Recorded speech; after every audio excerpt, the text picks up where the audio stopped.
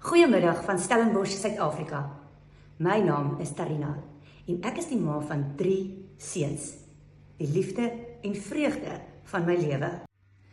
My gunsteling familietradisie het ons begin ongeveer 12 jaar terug, toe my oudste seun, wat nou 15 jaar oud is, net mooi kon praat.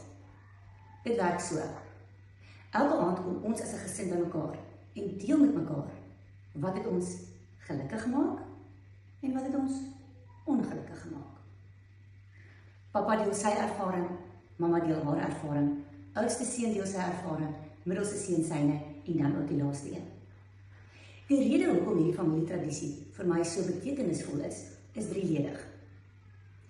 Eerstens, gee dit my insigte in my kind se lewe. Ek bly naby aan kwessies wat hulle raak, het sy dit hulle gelukkig maak of ongelukkig maak. Tweedens, skep hierdie familietradisie 'n veilige omgewing waar ons gevoelens met mekaar kan deel. Ons kan kwesbaar wees sonder om veroordeel te word. En laastens, dink ek dit is van kardinale belang dat kinders verstaan dat elke dag sy hoogtepunt het en sy laagtepunt het. Partykeer is die geluk meer en die ongeluk minder. En ander dae is die ongeluk meer en die geluk minder. Maar dit is 'n fyn balans wat jy moet handhaaf vir die res van jou lewe.